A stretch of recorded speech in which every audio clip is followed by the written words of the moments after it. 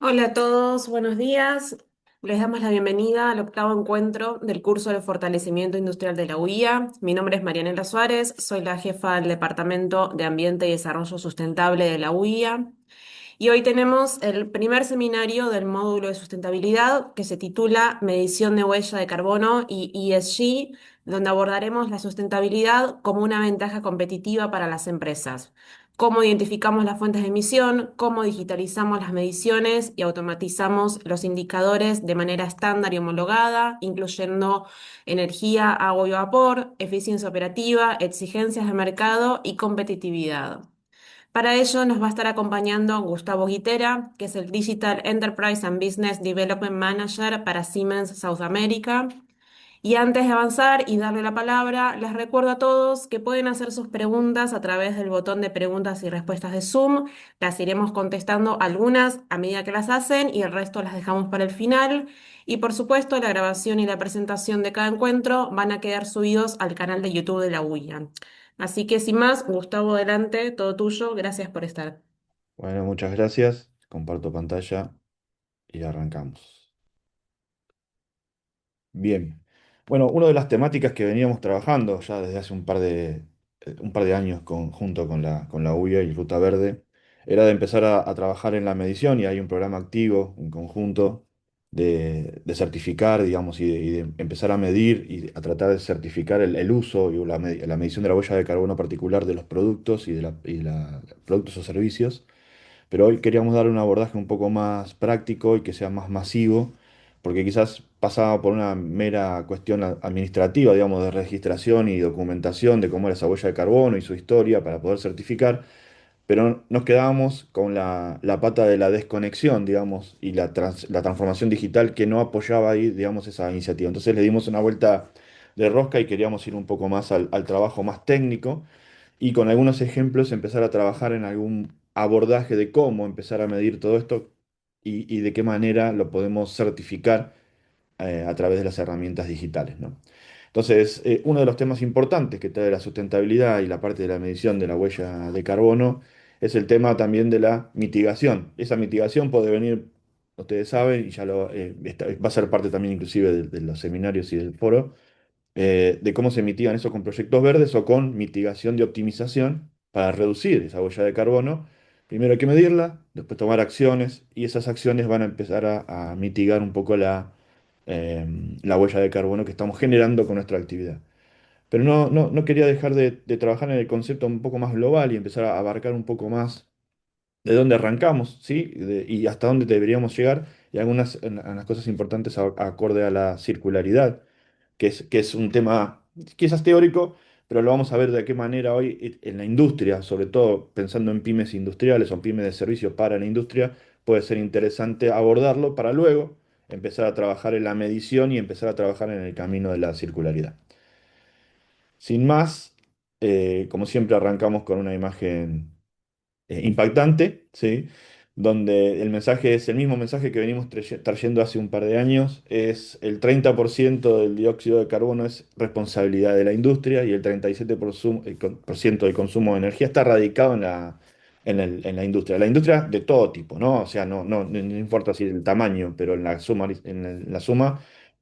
la industria es un factor importante en cuanto a la generación de dióxido de carbono y tenemos que hacer algo con la industria específicamente para mitigar esto, ¿no? Para empezar a reducirlo. Hay varios programas, ustedes ya los conocen, ya son normativos, planes a nivel de Europa, América, Mercosur. Bueno, la idea es empezar a trabajar de manera más tecnológicamente hablando o acorde a la transformación digital, usar herramientas de IA, de data, para empezar a mitigar esto, ¿no?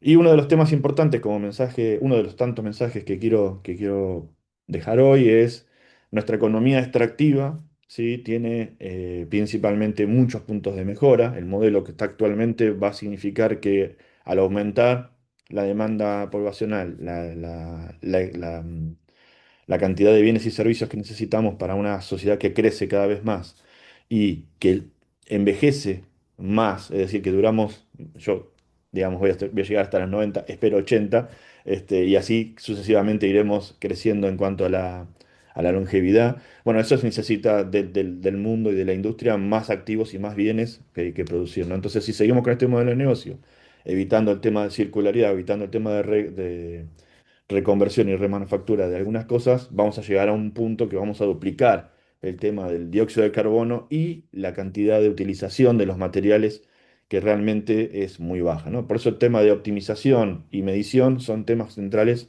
para el eje de la charla de hoy, ¿no? Cada vez extraemos más, los recursos algunos son no renovables, con lo cual tenemos que ser coherentes y concisos en trabajar en estos verticales, en este tipo de industria. Tenemos una crisis climática, ya está más que demostrado en todo lo que tenga que ver con los cambios de temperaturas, con al elevar el grado de temperatura, el derretirse los hielos continentales y todo lo demás. Y también tenemos una volatilidad en la cadena de suministro. Fíjense, con algunos temas políticos, sociopolíticos, donde algunos aspectos se ven transgiversados en cuanto a una optimización de la logística por algunos eventos de guerra o bloqueos o lo que fuera, que hacen que la logística empiece a ser un ente demandante y que tiene un impacto fuerte sobre las industrias regionales. Estos son tres factores importantes que hay que tener en cuenta. Si bien son muy macros, a nosotros en el día a día quizás no nos afecten en el detalle del día, en el detalle de todos los días, pero sí tienen un impacto dentro de la economía y esa economía es que la que nos va a forzar o nos va a empujar a trabajar de una manera más sustentable o eficiente. Uno de los temas, otro mensaje más importante, digamos, o de los tantos que vamos a tener hoy es que tenemos que empezar a trabajar en ecosistema. Ecosistema no hablando de ecosistema natural o biológico, sino en ecosistema de entre empresas y tratar de apoyarnos en una cadena de suministro completa y cuando empezamos a trabajar en el taller anterior de la medición y la certificación, que podía ser desde la extracción hasta la disposición final del producto, ¿sí? Podíamos trabajar en la integración de diferentes cadenas de agregado de dióxido de carbono, agregado de huella de carbono en cada una de las etapas productivas, incluyendo la logística. Pero es importante pensar en esto, que no solamente es algo que se ejecuta y se trata de optimizar, sino que también se tiene que pensar en el rediseño de esto, ¿no? Desde el diseño ya tenemos que empezar a pensar de qué manera vamos a hacer para ser más sustentables en toda la cadena completa, ¿no? Entonces perdón, el concepto de diseñar un producto que va a consumir materiales que se extraen, que se van a procesar primariamente en una planta, que luego van a ser manufacturados en un tercer lugar o segundo lugar, se van a comercializar, va a haber una cadena de suministro ahí y se va a empezar a usar. Después tenemos la parte de disposición final, que es el descarte definitivo. Entonces, cuando empezamos a ver este hilo completo, ¿sí? Empezamos a trabajar en que hay diferentes puntos donde medir, diferentes puntos donde mitigar la huella de carbono y una idea de repensar cómo sería esto de una manera que sea más circular. Empezamos a trabajar con tratar de recuperar parte de esos desechos, tratar de retrofitar. Retrofitar es upgradear, digamos, o mantener, actualizar un sistema obsoleto, ¿sí? O cuánto tiempo tengo yo desde el punto de vista de obsolescencia en la tecnología que voy a utilizar para que tecnología, hablamos de máquina, de equipos, de proceso, inclusive electrónica, ¿no? Que tiene una curva de obsolescencia que nosotros no estamos acostumbrados a manejar.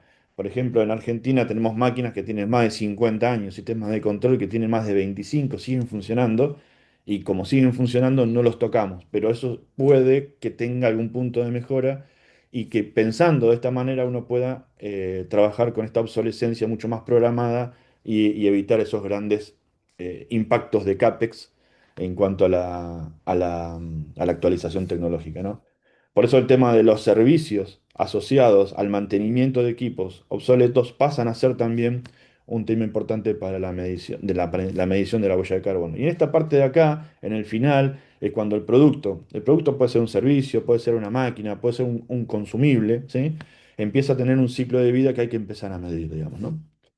Obviamente que después podemos ir trabajando hacia atrás y tratar de reducir la extracción a través del diseño de un producto que se pueda retrofitar o se pueda insumir, digamos, como materia prima de un segundo proceso o reciclar y también reacondicionar algunos artefactos que podrían llegar a extender su ciclo de vida y evitar la actualización, ¿no? Entonces, trabajar en estas olas, digamos, de circularidad nos va a permitir ver de una manera mucho más, un paso hacia atrás, digamos, un zoom out, o sea, un poquito más de lejos, cómo es que vamos a manejar nuestra visión a futuro en el tema de sustentabilidad.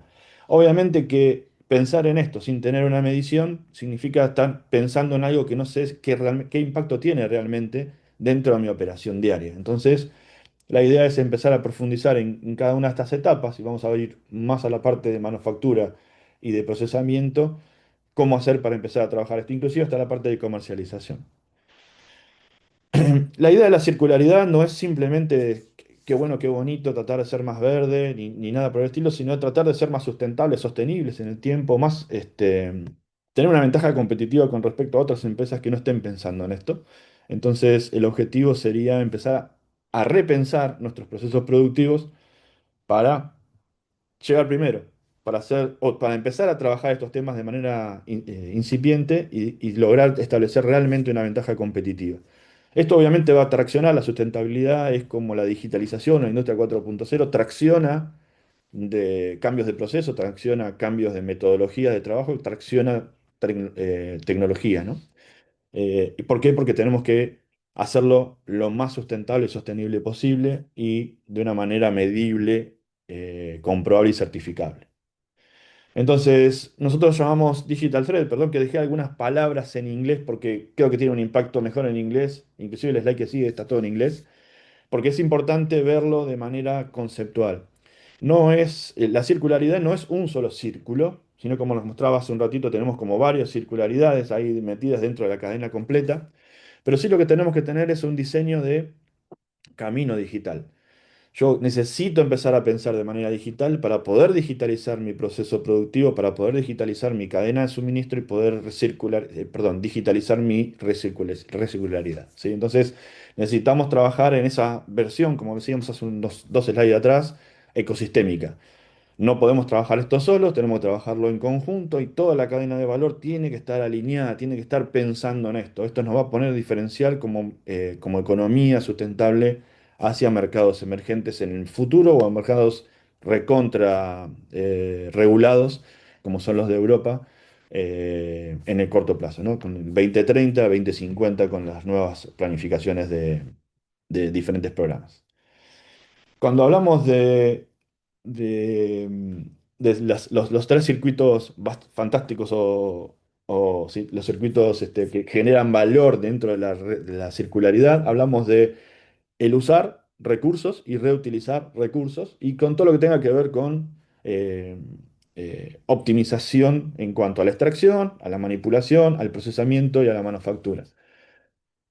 Parte de esto es el diseño, ¿no? O sea, no podemos dejar de lado que el diseño tiene que estar pensado para utilizar o reutilizar materiales de cierta manera. Y hagamos un ejemplo. Nosotros hay procesos productivos, por ejemplo, la fábrica de hacer una galleta trabaja con harina, con sal, o con azúcar, dependiendo si es cruda, si es cracker o si es dulce.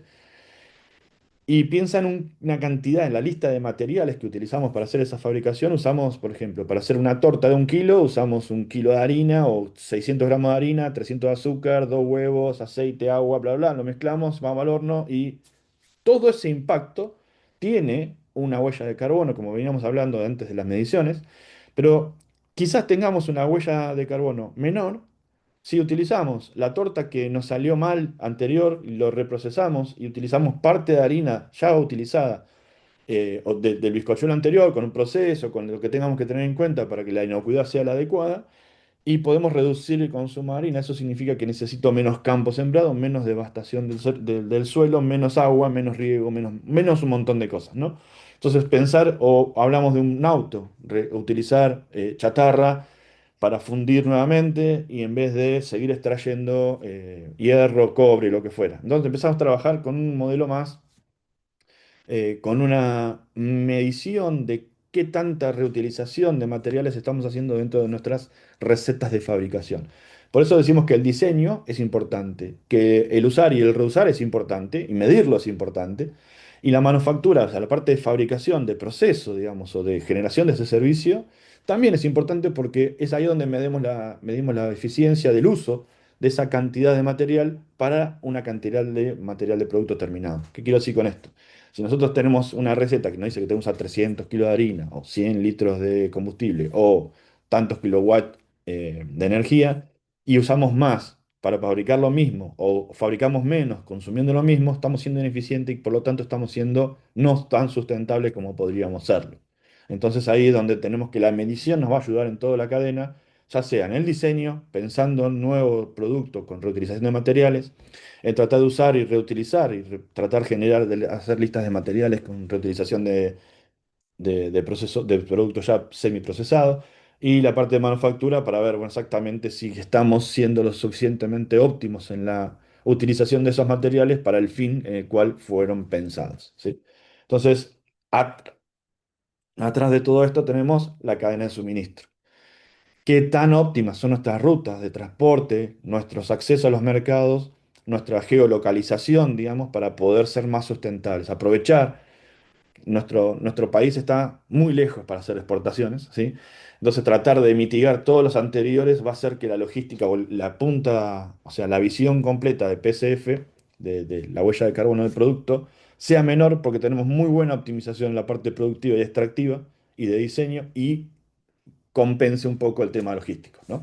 En caso de exportaciones. Pero localmente por ejemplo, trabajando con alguna industria láctea, particularmente donde tenemos tambos distribuidos en diferentes lugares, la idea era que podamos abastecer el mercado directamente regional. No hace falta pasar por una planta productiva, pasteurizar la leche y volverla a mandarla al mismo sector donde estaban los tambos. La idea es que se pudiera pasteurizar en línea. Bueno, ahí tenemos una huella de carbono muy fuerte que está basada en la logística y distribuyendo, redistribuyendo los centros de producción, ¿no? Entonces ahí hay como el diseño es importante de todo punto de vista. Para esto, y ahora sí, ya metiéndonos al métier casualmente de la reunión, de ir a medir, a optimizar y herramientas digitales que nos permitan trabajar de manera consistente, homogénea, basado en normativas, que nos permita crecer y homologar esto y certificar rápido, necesitamos conectar los datos. Esto es algo de transformación digital, quizás de ruta X, ¿no? Pero para la sustentabilidad, para la ruta verde es importante porque necesitamos medir, comparar, contrastar contra lo que deberíamos estar haciendo con lo que estamos haciendo realmente y empezar a ir a tener esos desvíos para poder ajustarlo lo más rápido posible y dejar de pensar en que, bueno, ¿qué me pasó el mes pasado? ¿Qué me pasó el turno anterior? ¿Qué me pasó hace una hora? Bueno, ¿qué pasa ahora y cómo lo puedo corregir de manera de que deje de seguir sumando ineficiencias y por ende seguir generando una ampliación de la huella de carbono? Para poder arrancar con esto, o sea, la idea es el camino de la optimización en pos de la descarbonización, digamos, ¿no? En tratar de usar la misma o menos energía para tratar de fabricar o producir los mismos bienes o servicios, ¿no? Ese es el concepto básico de toda la charla. Entonces acá tenemos como diferentes puntos de madurez que tenemos hoy en la industria, donde el primero de los casos es tratar de tener conectividad, ¿no? ¿Qué significa tener conectividad? Tener dispositivos que se puedan conectar de manera automática y empiecen a generar información, ¿sí? O datos, en principio datos, que podamos monitorearlos y que podamos medir el desempeño. Cuando medimos el desempeño, ¿qué significa? Que ese dispositivo está funcionando, que estás entregando el dato que tiene que entregar y que está bien calibrado y que lo podemos usar para registrar nuestra huella de carbono o nuestra eficiencia, nuestro consumo de energía o nuestro consumo de agua y ya metemos ahí también eficiencia energética y eficiencia de huella hídrica también, ¿no? El otro punto importante de trabajo fuerte es el mantenimiento de los equipos, la disponibilidad de los equipos. A veces los equipos se rompen o los equipos están funcionando mal y consumen energía, ¿sí? Sin lograr producir lo que tienen que producir o generar el servicio que tienen que generar o mantener el servicio activo. Entonces ahí hay como diferentes estrategias que seguramente con Ruta X y los consultores de UIA podemos trabajar ahí en ese punto. Hay diferentes estrategias de mantenimiento para garantizar la disponibilidad de los activos, ¿sí? El tercer punto, ya teniendo en cuenta que tenemos datos que se pueden conectar, que tenemos medido los activos que vamos a utilizar y cómo es que están funcionando con su obsolescencia, con todo lo que tenga que ver con su definición de mantenimiento, empezamos a hacer la transparencia de uso. Esa transparencia de uso, ¿qué significa? Empiezo a mostrar, de alguna manera, que los datos están llegando, qué producto estoy haciendo, cómo viene esa producción en el tiempo, cómo viene el consumo de las energías asociadas a esas producciones o servicios. Cuando digo servicios puede ser generación, potabilización de agua, presurización de gas, aire comprimido, vapor, todos los tipos de energía que tengamos dentro de la industria o de la provisión del servicio. Eso es lo que hace a completar el contexto en el cual nosotros estamos operando y consumiendo esas materias primas para fabricar un producto semi-elaborado terminado o brindar un servicio de generación de energía, generación de calor, lo que fuese, ¿sí? De una manera medible y que estemos constantemente pudiendo empezar a revisar en qué condición está. Hasta ahí estamos hablando de una tecnología, digámosle 3.0. Estamos conectando un dispositivo a una pantalla web, o una pantalla en el escritorio, a un celular que nos permite ver el contenido de esos datos, ¿sí? Después viene la optimización. Una vez que ya tenemos la medición, empezamos a ver esas curvas, empezamos a analizar el contexto y empezamos a ver cómo podemos trabajar en achicar, si es posible o no es posible, tecnológicamente, desde el punto de vista de proceso o de materiales o de equipos, para tratar de reducir esos consumos. Y después viene la inteligencia artificial, los gemelos digitales y todo lo demás. Pero vamos a enfocarnos en esta primera etapa, ahora en esta parte. Si bien el Copilot puede estar constantemente con nosotros en el consumo de energía, brindándonos ideas de cómo reducir, hoy en día, ¿sí?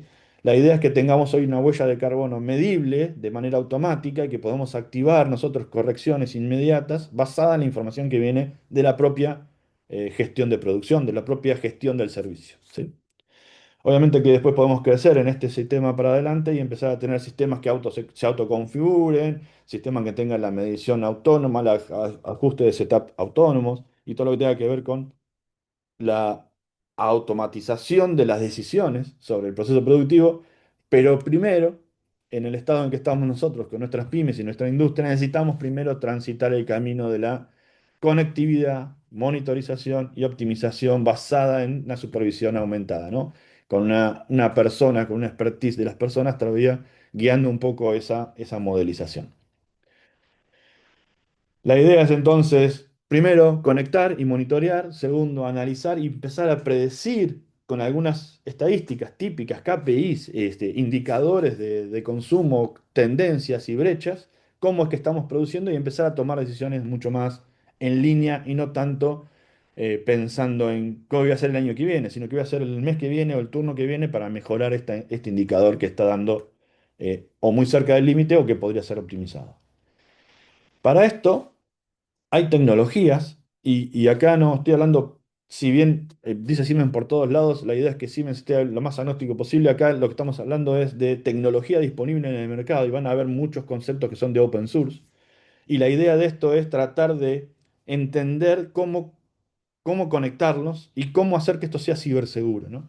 Porque el segundo tema que se dispara fuertemente cuando empezamos a conectar los dispositivos es qué pasa con la data, quién es el dueño de la data, los datos, dónde los voy a guardar, quién puede acceder, me los pueden bloquear, me pueden pedir un rescate ante un ataque de ciberseguridad, cómo hago para mantener la gobernanza de esos datos y cuáles son los datos que necesito mantener y de qué manera. Entonces empezamos a trabajar con algunos conceptos de aplicaciones que van a estar en diferentes lugares, pueden ser dentro de la planta, dentro del site de operación, pueden estar en la nube, pueden estar en una plataforma virtualizada local en un tercero o en la nube a través de Amazon, Microsoft, Google, Alibaba en China, o algunos privados que tienen también servidores. Pero lo importante de todo esto es que la conectividad debería estar garantizada. Entonces, hay como que tenemos diferentes abordajes y diferentes propuestas en el mercado. Lo importante es entender que necesitamos ir a algo que sea abierto, que sea conectable, que tenga posibilidad de mantener la ciberseguridad, que tenga las mejores prácticas para tratar de mantener segura la información que es nuestra, es de cada uno de nosotros los que generamos ese dato.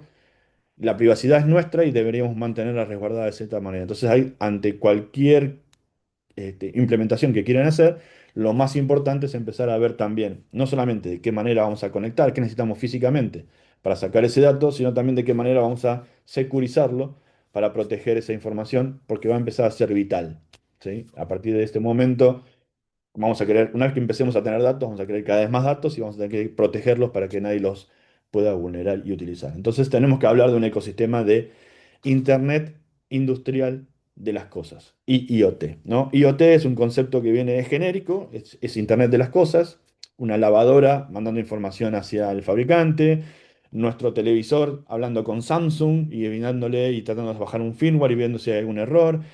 Todos estos dispositivos, el teléfono hablando con, no sé, Android o Motorola o Apple hablando con el soporte para decirle cómo está funcionando el sistema. Todo eso es IoT. Las cosas hablando a través de Internet con el servicio que está escuchando. Bueno, tenemos que generar esa IoT industrial porque es distinto. Porque fíjense que acá abajo no hay solamente un teléfono, una lavadora, sino que hay un equipo, una máquina, una planta, un tren, un generador eólico, un ascensor, ¿sí?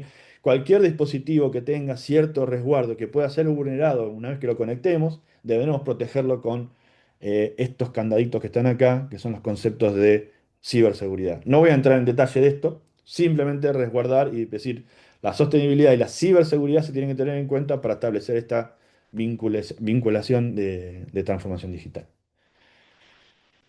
Esto es un poco qué encontramos en las plantas, ¿no? Encontramos diferentes dispositivos de campo, ¿sí? Sensores, variadores de velocidad, PLCs, instrumentación, que están en un nivel. Esta pirámide que está acá está basada en la norma ISA 95, ¿sí?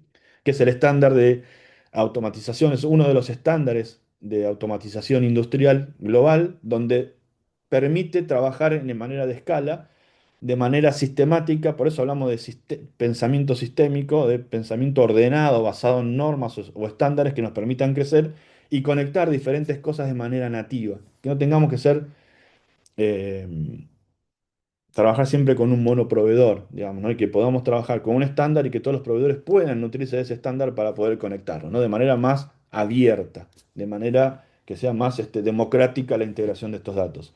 Obviamente que necesitamos trabajar con control numérico en algún caso, necesitamos HMI, que son las pantallitas que tienen las máquinas para operar, están los controladores, que son los PLC que están atrás, que manejan todos los accionamientos, ¿sí? De cada, si se prende, si se para, si gira la rueda, si no gira, si la cinta se para, a qué velocidad. Bueno, está el controlador ahí atrás. Y arriba de esto te empezamos a tener los sistemas de control, los famosos SCADA, los sistemas de supervisión de la producción. Arriba de esto tenemos más sistemas, como por ejemplo SAP, ¿sí? Que sería un CRM, inclusive la parte de ERP. Entonces, como empezamos a trabajar en la integración de todos estos dispositivos, la ciberseguridad y las topologías de red son diversas dentro del mundo industrial con respecto a conectar una PC con la otra. Tenemos un router, conectamos al Wi-Fi y ya estamos conectados. Básicamente es así. En los dispositivos de campo no es tan sencillo y hay otros protocolos. Por eso la idea es empezar a decirles que tenemos que trabajar con cosas estándares de manera lo más puristas posible y basado en normativa. Entonces la idea acá es trabajar con, esto es muy técnico, pero trabajar con extensiones que nos permitan integrar a la nube. Cualquier dispositivo nuevo que compremos ahora debería tener las precondiciones listas como para decir, bueno, yo voy a comprar un sensor de temperatura, un sensor de medición de energía. ¿Por qué? Porque lo quiero conectar a la nube. ¿Para qué lo voy a conectar a la nube? Para empezar a hacer mi medición de huella de carbono en cuanto al uso de esa energía para el proceso productivo. Y ahí empezamos a trabajar en la integración de todas estas datas. Algo muy interesante son los dispositivos que van a concentrar la información en las plantas, ¿sí? Que son los dispositivos que llamamos de borde, los edge industriales, los dispositivos de borde industrial. ¿Qué son esos? Son como una especie de colectores, cajitas que conectamos en diferentes protocolos o con cable o con un cable específico para recorrer todo lo que tenemos instalado en instrumentación. Y ese es el gateway que securiza, que, digamos, que le pone la ciberseguridad para que suba el dato y nadie pueda entrar. Es como si fuera un diodo, se llama diodo de datos. Es como si fuera una compuerta que tiene solamente posibilidad de salir. No puede entrar nada. Con lo cual, nosotros podemos mandar información hacia arriba, pero nadie puede entrar a mitigar o trabajar con mis equipos. ¿Por qué es importante? Tiene que ser algo que podamos manejar todos, tiene que ser algo que los chicos de la universidad o de la escuela secundaria hoy puedan manejar, porque eso va a hacer que sea masivo, y por eso nosotros sugerimos que utilicemos Node-RED o algo similar a Node-RED, que es algo de programación sin código, simplemente uniendo cajitas y conectando los dispositivos que nos permiten trabajar de manera muy ágil y de muy bajo nivel de conocimiento técnico. Entonces, como que se democratiza el uso de estas herramientas para trabajar en la integración de los datos. Obviamente que se necesita cierto soporte, cierta guía, y como todo open source tiene su problemática de soporte y todo lo demás, pero todos los que estamos trabajando en IoT, en todos los proveedores, grandes, pequeños y medianos, conocen esta tecnología y pueden dar soporte para acelerar la implementación. Seguimos un poquito. ¿Por qué digo esto? Porque fíjense, acá tenemos temperatura, presión, humedad y más variables y trabajando con este tipo de programación. Y esto conecta con muchos protocolos. Conecta con cualquier Raspberry Pi, Arduino, PLCs, PLC de todas las marcas. Acá tienen PLC Siemens, tienen Modbus RTU, que es, o Modbus TCP para las que es Schneider, ABB, Rockwell. Hay, y también se conecta con herramientas de IoT como Watson de IBM. Todo esto está conectado dentro de esta herramienta open source que es de IBM, ni siquiera es de Siemens, ¿sí? Y nosotros como Siemens y como otras compañías también lo utilizamos para poder integrar esto de manera sencilla y que quede ese conocimiento del lado de los clientes que están implementando esto, ¿no? La idea es que no tengan un lineamiento con una marca específica, sino que puedan trabajar con esta tecnología abierta basado en criterios industriales, ¿no? Y ahí es donde sí nosotros hacemos alguna diferencia. No es lo mismo poner una Raspberry Pi en mi casa manejando el riego de mi parque que poner una Raspberry Pi manejando una caldera que tiene gas, que tiene riesgo explosivo, que tiene ciertas limitaciones que podría llegar a fallar en condiciones de temperatura extrema, digamos, ¿no? Entonces hay que tener en cuenta ese tipo de cosas que son las que son la diferencia después cuando comparamos los precios, ¿no? Sigamos. Protocolos abiertos. Tenemos que pensar nuestro diseño de automatización o de modelo de transformación digital de una manera totalmente abierta, que pueda hablarse todos puedan hablarse entre todos y elegir cuál es el más adecuado de los procedimientos o de los protocolos para cada uno de los tipos de problemas, digamos, ¿no? Entonces hay una diversidad muy grande, muchas marcas, muchas cosas, el LoRa, son tendidos de redes, bueno, OPC UA, que es estándar también, Modbus, MQTT, que es típico de IoT, de lo que yo decía de lavadoras y todo lo demás, también se usa mucho en industria. Entonces, la idea es no poner ninguna limitación, simplemente entender cuáles son las posibilidades que tenemos y buscar la mejor opción para nuestro negocio, para nuestra pyme. Entonces, de esta manera empezamos a trabajar en la conectividad y en la administración de la conectividad. Tenemos que saber que los dispositivos están conectados, que van a guardar información, eso es importante. Ahora tenemos el dato. A diferencia de los sistemas de control, el dato ahora se está guardando. Antes lo veíamos en la pantalla y el dato que pasó ya pasó, no lo vemos más. Ahora, en este tipo de herramientas, la idea es tener el histórico de datos, securizarlo y poder hacer tendencias de cómo venimos consumiendo estas energías y empezar a medir esa información, ¿no? Y ahí empezamos a ver temas de aplicaciones. Todo esto que les expliqué es muy nerd, por decirlo de alguna manera, y es como para entender alguna base tecnológica para poder extraer un dato, el consumo de energía, hasta una base de datos, ¿sí? Básicamente, de qué manera hacerlo bajo normativa, estándares que nos permitan certificar después el uso de esa energía. Y después necesitamos aplicaciones que nos muestren esta información. Para eso, ahí está. Necesitamos transitar este camino. Lo que yo le estaba contando es esto, ¿no? Es, para llegar a la nube necesito configurar los equipos, definir los activos, ver cuáles son las variables que voy a evaluar. A partir de ahí, ver los criterios de ciberseguridad, elegir una plataforma IoT adecuada para almacenar todos estos datos, ¿sí? Empezar a integrar este dispositivo de borde para que concentre y envíe los datos, empezar a decir, bueno, estas son las variables que voy a subir y configurar toda esta herramienta para que podamos subir los datos, armar los reportes para ver esos datos y empezar a trabajar en la visualización del rendimiento. Todo este caminito es el caminito para empezar con la integración de los datos de una manera sencilla, ¿sí? Más coloquial. Vamos a ver qué vamos cuando decimos monitorear, ¿de qué estamos hablando? Bueno, cuando decimos monitorear estamos hablando de guardar los datos y de tenerlos representados lógicamente en una pantalla. ¿Qué significa esto? Bueno, cuántos, por ejemplo, cantidad de piezas, cantidad de consumo de energía, qué tipo de producto estoy haciendo. Si tuviera más de un taller, más de una planta, saber dónde es que está esa planta, en el mapita.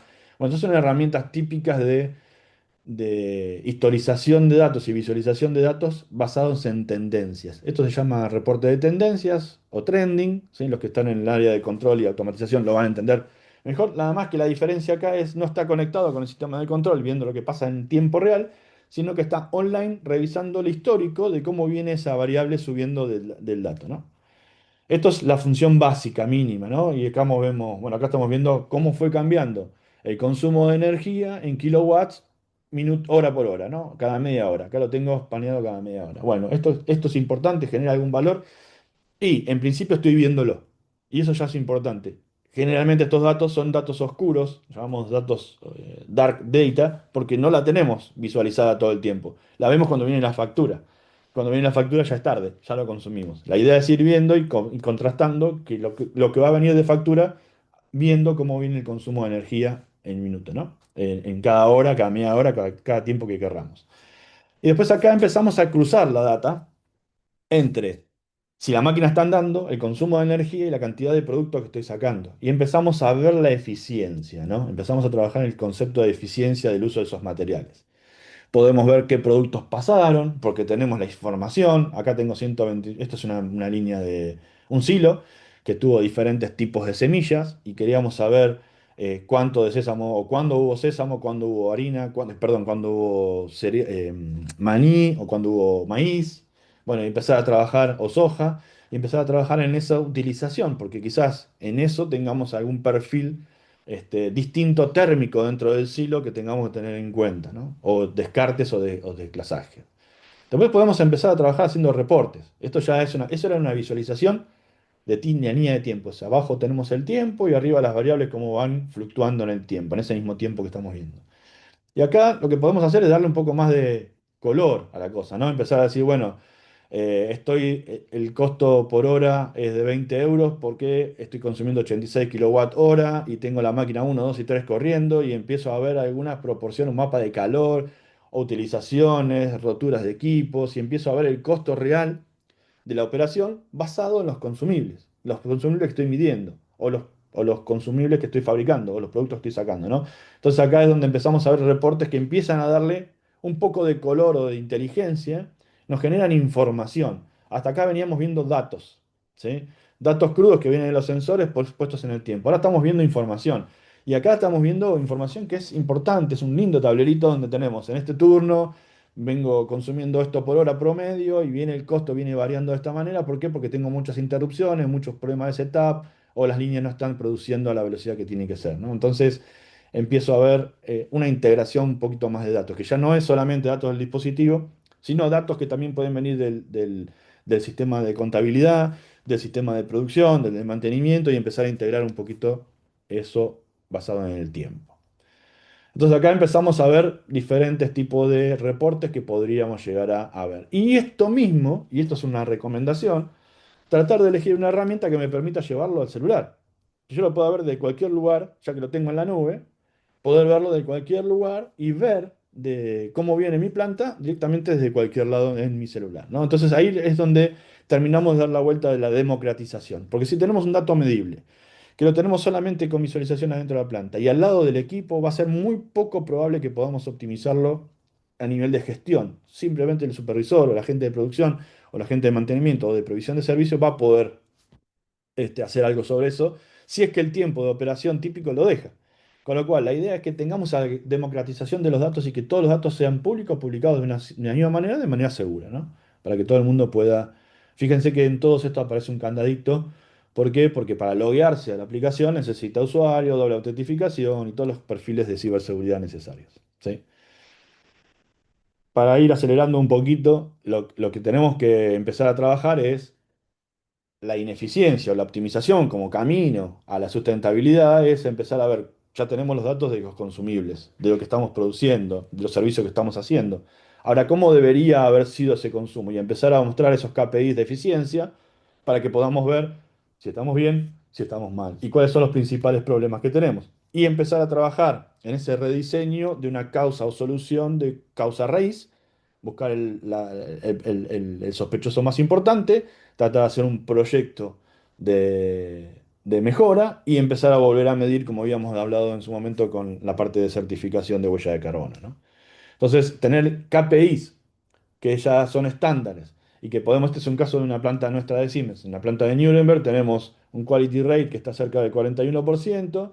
¿Por qué? Porque hay un problema de disponibilidad. Esa disponibilidad de la máquina, es decir, que la máquina se va rompiendo estuvo indisponible todo este periodo de tiempo consumiendo energía. Fíjense acá la temperatura como está siempre en 40 grados. Para tener 40 grados necesito consumir energía o gas y tengo producción en este periodo de tiempo. Entonces empiezo a analizar las cosas de manera cruzada y empiezo no solamente a tener el KPI, sino toda la historia de por dónde vino la degradación del equipo o del producto, de la materia prima para llegar a esta ineficiencia. Y acá tenemos un problema.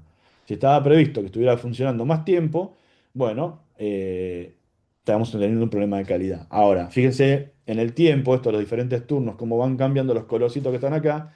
Esta información hoy en día en la industria se hace a través de papeles, mails, informes y todo lo que tenga que ver con cargas en Excel que suben después a un sistema que hacen un Power BI y lo modifican de alguna manera.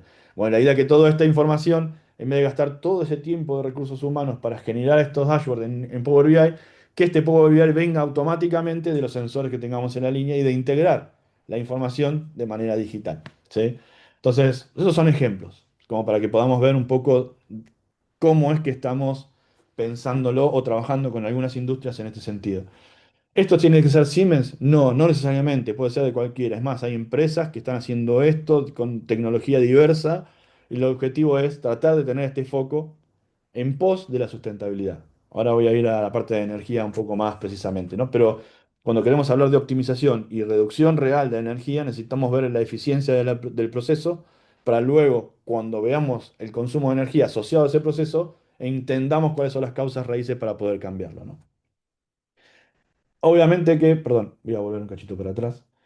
Acá tenemos algunas funciones de estadísticas que nos permiten hacer una línea de dónde están los puntos, la dispersión de los puntos bajo el estándar, cuál es el promedio y empezar a ver anomalías, empezar a ver las relaciones de las variables y sus anomalías. Por ejemplo, tengo un equipo que está bajando la velocidad, está aumentando la temperatura y está aumentando el consumo de energía y eso está apalancado por un motor. Estoy teniendo un problema de rozamiento, estoy teniendo un tema de rodamiento, estoy teniendo un problema de desgaste de motor o de eje o de cinta o de ruleman o lo que fuera, ¿no? Entonces, empezar a ver esa correlación de variables nos ayuda a ver la causa raíz con datos, que antes es una supervisión que hay una persona necesitaba ver que eso estaba pasando. Bueno, ahora con estos datos podemos empezar a predecir qué va a pasar usando esa información, aunque sea en principio con una función estadística tradicional. Típicos de empezar a trabajar en cuántas producciones, esto es, por ejemplo, un fabricante de metal mecánico que tiene que hacer una cierta cantidad de piezas por día y está viendo que tiene la calidad del 100%, todas las piezas salieron bien, la disponibilidad del equipo está arriba del 60% y la performance está en 53%. ¿Qué pasó acá? Bueno, tenemos piezas defectuosas, algunas, en este caso no hay ninguna, ¿sí? Por eso está el 100, pero sí tenemos estado de línea con equipo fuera de línea, digamos, ¿no? Entonces empezamos a ver, y acá no tenemos cruzado todavía con la energía. Cuando nos vamos a comprometer con la huella de carbono, es que esto que veníamos trayendo de producción, que es típico, tradicional, lo cruzamos con el consumo de energía, ¿no? Reducir la huella de carbono no es prudente, sino que también es rentable. No es solamente prudente, ¿no? Es que quiero decir, es rentable ¿por qué? Porque la energía cuesta plata y la industria hoy lo sabe, ¿no? Quizás en otra época no era tan importante. Hoy es importantísimo y sobre todo ahora, inclusive que hay hasta restricciones de consumo de gas basado en límites horarios, ¿no? Entonces, por lo menos en Buenos Aires. Entonces, lo que tenemos que tener en cuenta ahí es cómo hacemos para fabricar más en el periodo que tenemos ese material, o sea, esa energía, ese consumible, eh, para tratar de cumplir los mercados que tenemos que tener hoy, ¿no? Entonces, acá empezamos de vuelta, con el mismo concepto de conectar, empezar a medir, generar estos tableros o algunos tableros similares donde podamos empezar a trabajar en cómo es el consumo de esa energía. Entonces acá fíjense que tenemos, por ejemplo, esto se llama Sankey, es una proporción de gasto distribuida. Tenemos acá de la red, consumo de energía de red y algunas cosas renovables, fotovoltaicos son los paneles solares. ¿Y cómo es que se está usando esta energía en la fábrica? ¿No? Fíjense, el consumo casi total es de la red y la oficina está usando una parte de todo, el 90% es la fábrica, el 10% la oficina.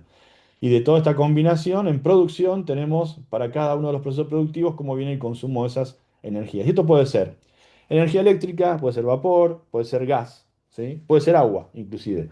Y la idea es que tengamos un mapa de calor y una distribución completa de estos consumos y hasta el costo, que significa por unidad de cada una de estas energías. En este caso estamos viendo energía eléctrica solamente, ¿sí? Entonces, en un tablero de estos vemos un mapa de costo de las energías utilizadas y es la precuela, digamos, de la certificación 55.001 para hacer la certificación de huella de carbono, ¿no? Entonces acá lo que sigue es empezar a cruzar agua, gas y energía eléctrica en un periodo de tiempo, estimar el costo y estimar en toneladas de huella de carbono equivalente en base a los consumos de esa energía, ¿no?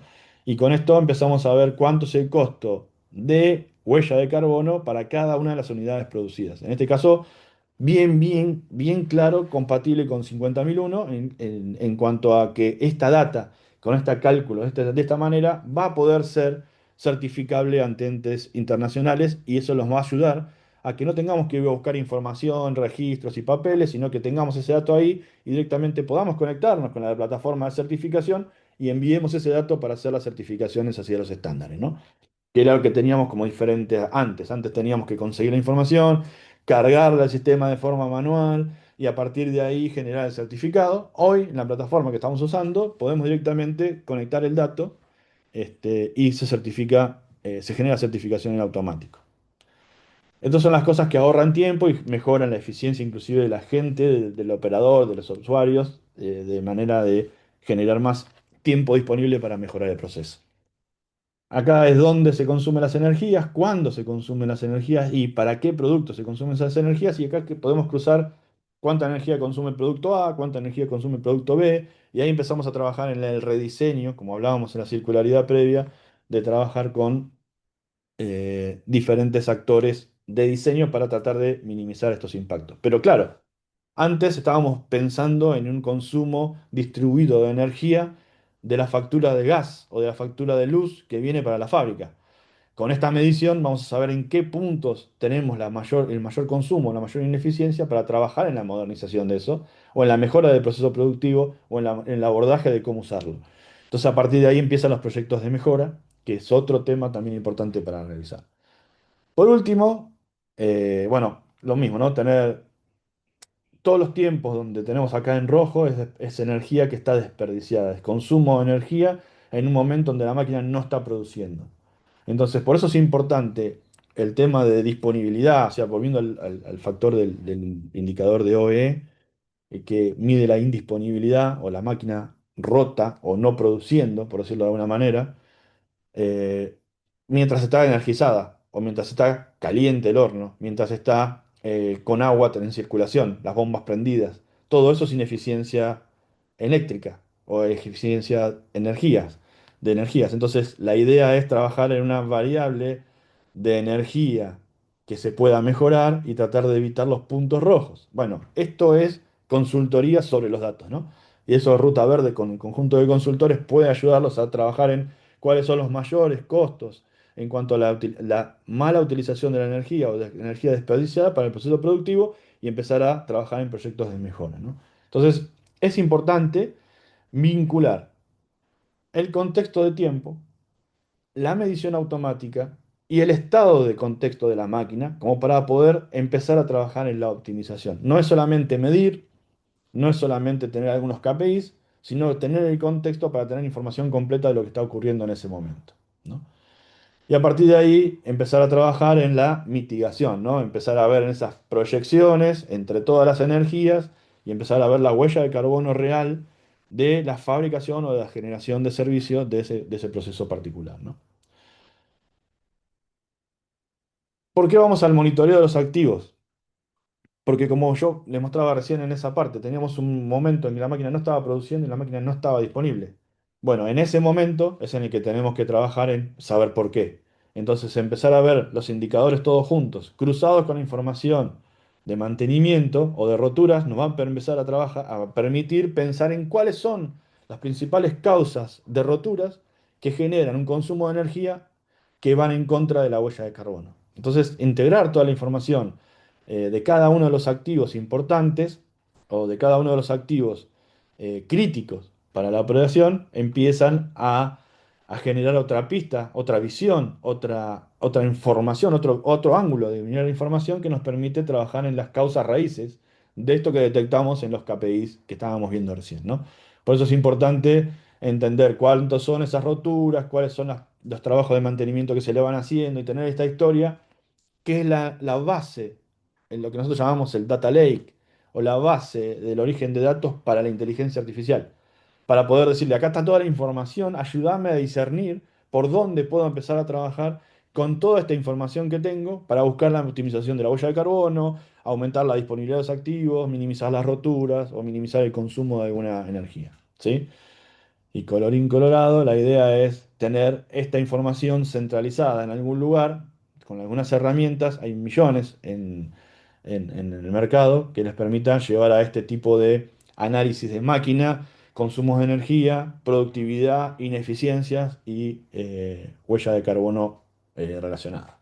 En principio, esta era un poco quizás fue un poco tedioso y todo, pero la idea era mostrar algunos ejemplos particulares y cómo ir llevando todo esto a integrar la información y de que esto sea lo más digital friendly posible y preparado para la inteligencia artificial. ¿Sí? Bueno, muchas gracias, Gustavo, por la presentación súper clara y súper completa. Y tenemos un par de preguntas, así que todavía tenemos unos minutos de seminario, así que si te parece voy por la primera, Dale. que es que todo esto que mostraste, todas estas tecnologías, si es posible integrarlas en un modelo de negocios que esté vinculado a bonos de carbono. Sí, bueno, casualmente, uno de los problemas de los bonos de carbono es la certificación o la certificabilidad de ese dato. ¿Sí? Teniendo toda esta información de manera digital, basado en estándares y con normativa de ciberseguridad, empieza a tener un sustento para generar bonos de carbono. ¿Cómo se generan esos bonos de carbono? Bueno, puede ser por reducción, puede ser por asegurar que mi proceso es lean y tiene muy buena adopción o recupera inclusive energía, o recupera gas, o recupera o reutiliza, y con eso generar el bono de carbono. Entonces sí es importante y es la base, es como yo voy a decir Bitcoin, no voy a decir Bitcoin, porque ya saben para dónde va, ¿no? Pero la idea es que tener un blockchain que nos permita de manera certificable con tokens que esta información es válida y que es inviolable, y como viene el dispositivo en automático y no se puede modificar en el medio, genera una mucha mayor adherencia a los bonos de carbono, a los bonos verdes. Bien, bueno, gracias. Otra pregunta es si hay herramientas de este estilo que se utilicen específicamente o que se pueden utilizar específicamente en la industria minera. Los mismos. Sí, el approach es exactamente igual, nada más que en vez de ser OEE como fabricación es OE, es producción masiva, es más proceso continuo, es más proceso tipo batch, con lo cual sí hay una adopción, una pequeña adopción, cambia en vez de ISA 95 a ISA 88106, pero todos los sistemas que vayan a participar deberían incurrir en esos estándares para poder integrarlo, pero el concepto es exactamente igual. Bien, clarísimo. Y tenemos también una serie de preguntas que nos llegaron, no tan sectoriales específicas, sino más del universo PYME. Ujú. Em, La primera es, en el caso de una pyme que quiera empezar en este proceso, ¿no? De medición de huella de carbono, pero que, como suele suceder en las pymes, tiene pocos recursos, poca información histórica. ¿Cuál recomendarías que sea el primer paso concreto en un plazo pensando en un plazo de actividad de los próximos 3 meses?